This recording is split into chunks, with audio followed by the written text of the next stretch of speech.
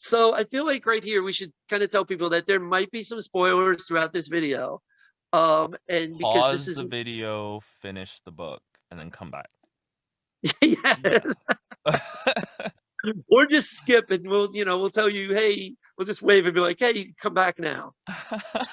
Um, but yeah, so what were some of your favorite characters to voice throughout the book? Okay. Devil is great. Um, Honestly, Betsy Belvedere was a lot of fun to do, which Okay. if you're familiar, that's JaMark's girlfriend turned. Did they get oh my god, did they get They get married? married at the end. They got married. Girlfriend turned wife. Yeah, Um, because I think at the end chapter I do write that Mr. and Mrs. JaMark Reliford settled yes. in a house. Like they do tie the knot, but it's after the story, the So it's part of like the epilogue they get. the Yeah. epilogue. Yeah. Yeah.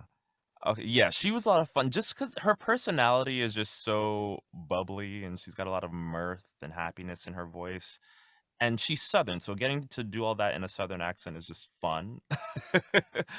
So I enjoyed any time Betsy showed up.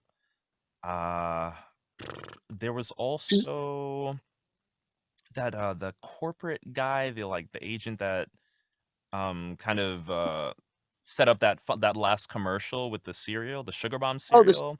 the CEO of Yes! you killed that. I was so excited about that one.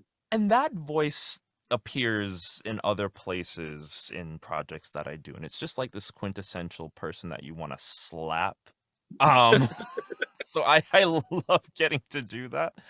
As soon as the commercial was over, JaMark's phone rang again. JaMark answered without looking at the caller ID screen, leaving the caller's identification to the fates.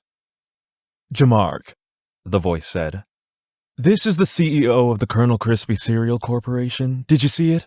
It was wonderful. Such grace, such beauty, such power to convince people to buy frosted sugar bombs. You nailed it, kid. I saw it, sir, JaMark answered, stretching the truth by 23 seconds. It turned out great. You bet your bippy it did, son, said the CEO. We bought airtime during prime time every night for the next 3 weeks. Your face will be everywhere. Billboards, bus panels, basketball courts, the moon. You name it, you will be there as the pitching pitcher for frosted sugar bombs. Market domination, here we come. Gotta go. Ciao.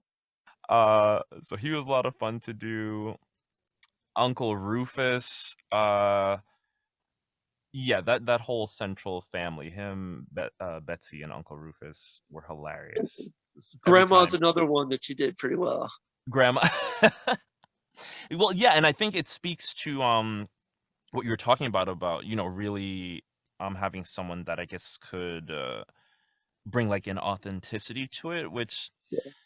it's just something that I guess I've grown up around and seeing a lot of that in my friends and the people in my neighborhood. It's a lot that I've observed over the years. Yeah. So getting to bring that into these characters was it was really nice to have that opportunity. So yeah, grandma, Yeah. I I know did that not grandma. think I could voice an old black woman. I couldn't do it. It would ruin the book. Really be terrible. Be one very specific version of the book. Yeah, and I just it was never a thought in my mind that I would be the one to do this. At best, I could been the baseball announcer, like at best, and that would have been it.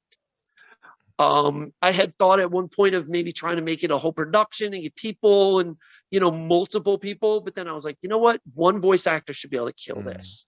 It's Um, a big conversation in the audiobook industry about, casting authentically and just that whole discussion. Audiobooks become a bit of a gray area because you typically have one person doing everything. And then when you're writing yeah, a diverse cast and one person has to honor all that, it's like, well, is there a line to be drawn? I don't know. It's that's a conversation for another video.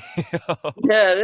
No, I can definitely see the point there because especially if you said it like my book is set in a rural setting mostly, Hmm. and it's rural people and it's there are JaMark encounters a lot of different people along the way, but the main characters are Southern African Americans, Right. and Right. which is strange for me to write, but it definitely couldn't be voiced by me. But it can be voiced by one person who understands that culture.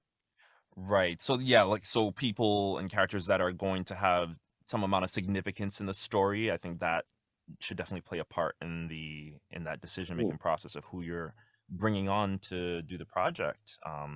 Versus like, you're not going to hire a bunch of different actors for each one-off character because then it's more of an audio play now than an audio Right, book. So, right. the scope of the production just grows and grows and grows.